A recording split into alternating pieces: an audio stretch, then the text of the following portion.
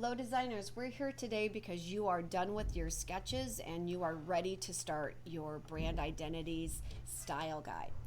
If you haven't already given me your sketchbook to be scanned in, you need to do that now. So stop the video, hand the sketchbook to me, and I will scan your refined sketches. I will email you a copy of that JPEG file. You will need to open the email and download that into your downloads folder. If you need help or assistance, please let me know and I will help you with that. All right, so now that you have your sketchbook scanned, we're going to go ahead and start by opening up a template. So in Illustrator, we're going to go to File, Open, and we're going to go to the Courses folder. So scroll down on the left-hand side to your courses. It is in Art, Print Shop, Templates. And you're looking for the branding template. And if you want to, you can also open up my branding example as well.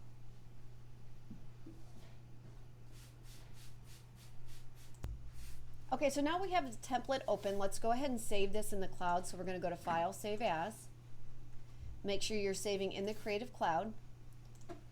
For a title, I want you to put branding and then obviously put your name in there and click Save. All right, let's take a look at my example now that you have this saved in your cloud. So with this lesson, what we're focusing on here is our brand identity. So what that involves with your style guide is your logo type, your color swatches or your color palette, as well as your logo and business card. Don't worry about the business card right now. We're going to get into those later in this unit. Today, all we're worried about is the logo type, and your color swatches. I'm going to show you how to do all of those things today. All right, our first step is we need to place the scanned in sketches that I have emailed to you. So let's do that together. So on your template, we first start by deleting that text box that's on the left-hand side. We do not need that. So grab that selection tool and just delete this. We're going to place this image in there by going to File, Place, and this should be in your Downloads folder. So as a reminder, if you haven't done this yet, stop the video and do that now. We're going to go into our Downloads folder, and your file should be in there. If you can't see it, if it's not visible as a thumbnail, remember, click on this drop down here, and you have your thumbnail options. Make sure it's set to extra large. So we're going to locate our scanned sketches, and we're going to hit that Place button. Now it's going to be virtual. We haven't placed it yet. It's going to ask you, where do you want to place it? We're simply going to click. Now it's going to make it probably larger than you need it to be. So once you've placed it, hold down your Shift key, very important, because if you don't hold down Shift, it may distort as you resize. So what Shift does is it constrains those proportions, so it's going to shrink the length and the height equally. So you're going to make that as big as you can without it going past those artboard margins. All right, so stop the video and do that now. All right, our next step is we have to create our color swatch or our color palette for our corporate identity or our style guide. The easiest way is if the colors that are in your sketches are the exact colors you want. If not, it's not a big deal. We're just going to go to the internet and find the swatches. So I'm going to show you how to do this, and then you can stop the video when it's appropriate for you. I'm just going to go to the internet, and I know that I want some teals and oranges, so I'm going to scroll through, and I'm going to do a couple of these. I'm going to copy this one. I'm going to go back to Illustrator. So I just right-clicked and copied. And then I'm going to go to Edit, Paste.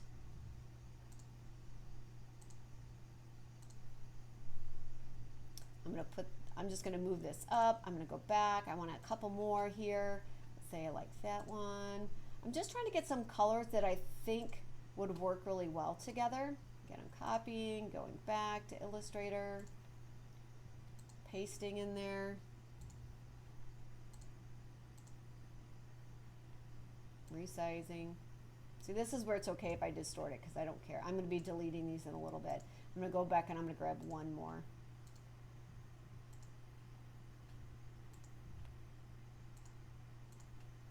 And paste that in there.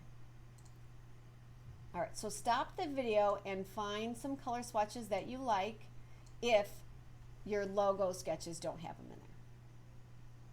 All right, so we're ready to start filling in our panel here.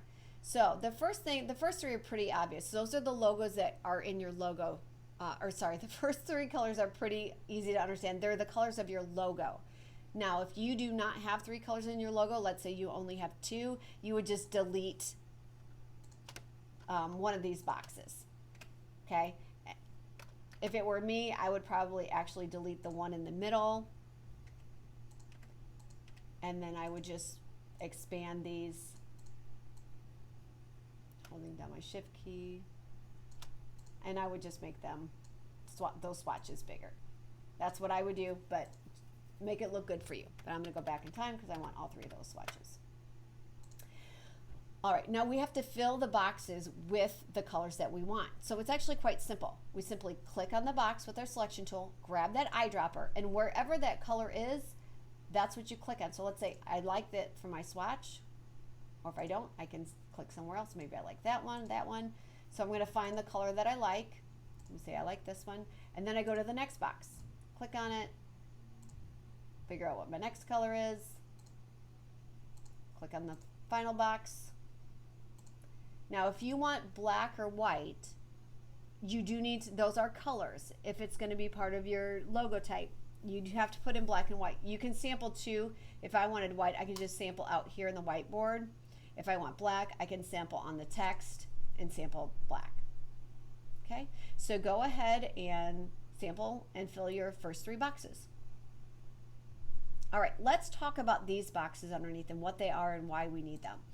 So yes, these are our logo colors. However, our logo isn't the only thing that as a designer we would be responsible for, or the company would need to consider. There's other things like the packaging, the menu, all the signage, even the employees' uniforms. All of those things are going to be picked according to this style guide we're creating.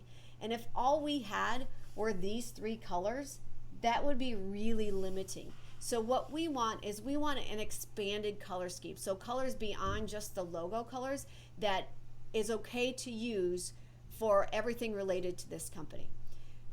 Again, the easiest thing to do would be to go to the internet and find a swatch guide that has some variations that you can use in there. So if I'm looking at my teal, I'm going to add two colors that are similar but slightly different than that teal. So I'm going to click on that first box. I'm going to say, okay, I also like this color, and I like that color. Why I'm picking already prearranged color schemes from the internet is we haven't had instruction on color schemes. We will in later units, but right now you might still struggle with what colors go well together. So that's why I just recommend picking from here. So again, I'm gonna pick the ones that are similar to the swatch, but they're just slight variations. It just gives me some options. So I'm going to say that's my variation. So go ahead and stop the video and come up with your full color palette right now.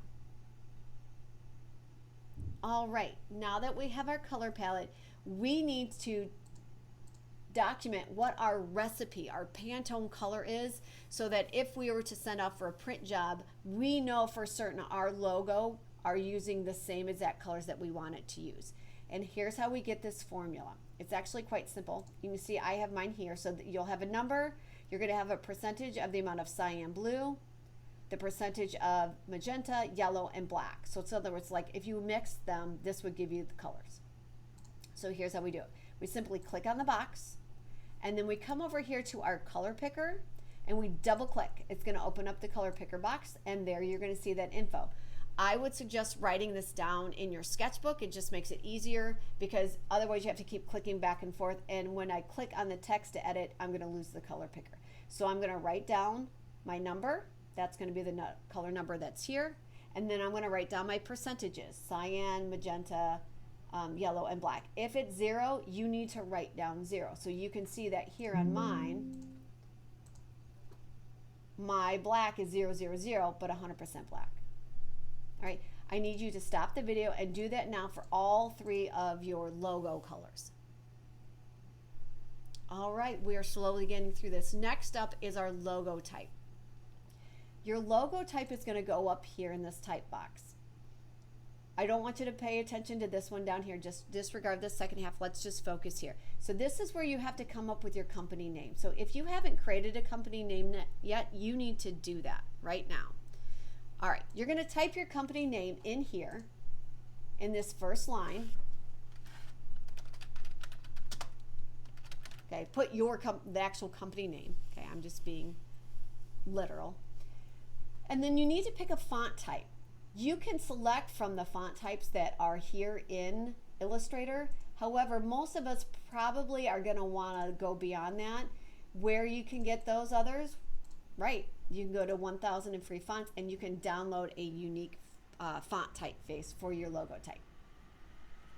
Okay, so stop the video, do that now.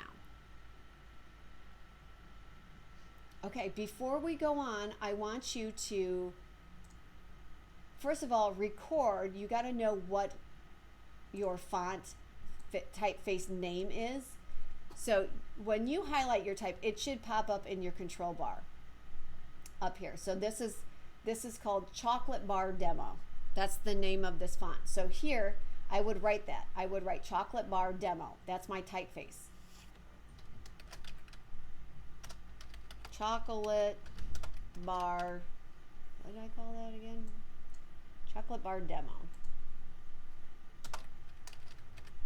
So that's how I know that that's Chocolate Bar Demo typeface. This is up here. You might be asking,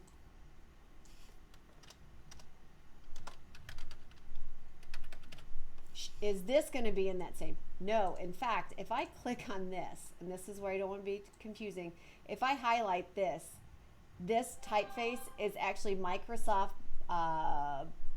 Bitey. Not sure how to pronounce that. Why did I change my font? Yeah, because it needs to be contrasting.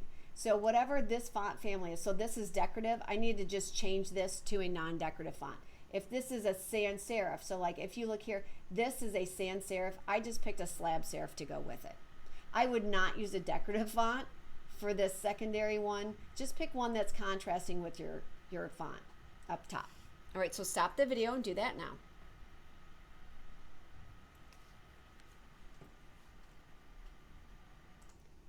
All right, so you have your font typeface, your company name, and then you've told me what it is.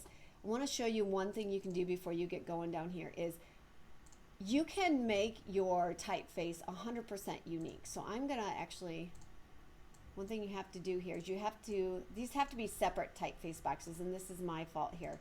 So in your template, you need to make two separate typefaces.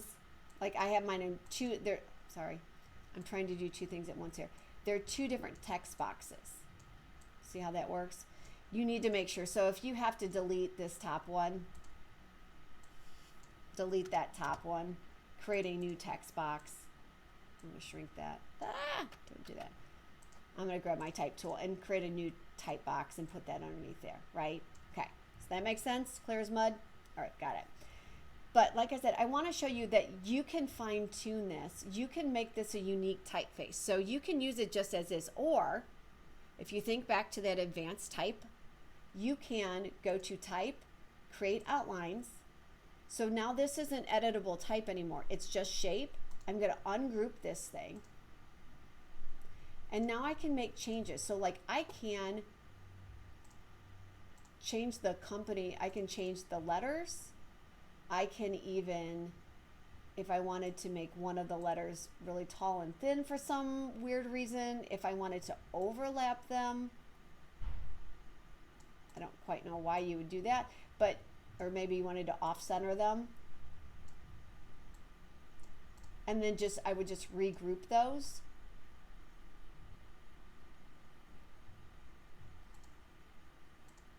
So that now you have it, it's a one-of-a-kind typeface. You can do that, still leave it as whatever you called it. So even if I did that on mine here, so if I created my outlines,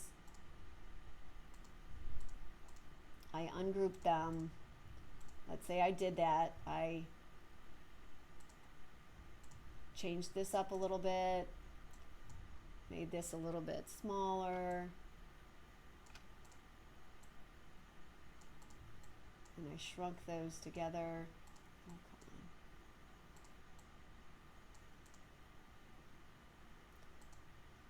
reason my group option is in my shortcut. Maybe I want to, I lied. Maybe I want to make this bigger. Make it, taking my transparency down here. Kind of transparent.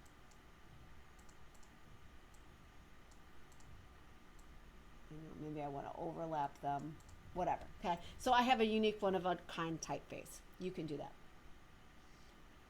Then you're ready to start your logo.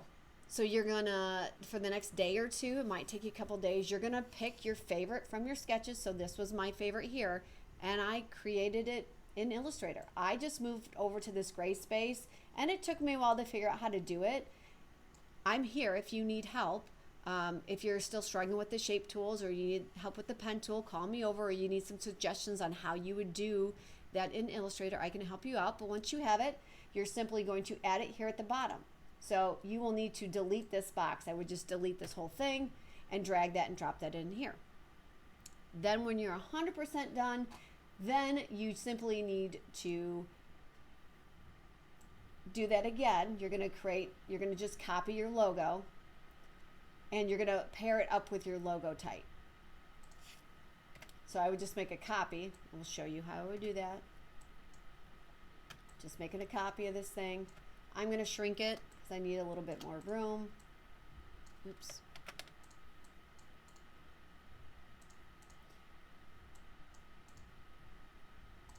Make a copy of this. I'm just dragging this thing down. You can just literally slap them next to each other. That's fine, like one on top. It's just, we just need to see what it looks like. Or if you want to get all fancy pants about it, if you have one of those logo types that you can incorporate with your logo, like I'm going to take the A off here, and I'm actually going to put it with that. So that's how they would look together. Again, this is kind of it does not have to like flow into or work with your logo. You can just slap it one on top of the other. All right? Do not attempt anything with the business cards today or in the coming days. You will have a separate lesson on alignment and business card guidelines that you need to watch and follow through with before you attempt your business cards. If you have any questions, as always, come find me. I am here to help.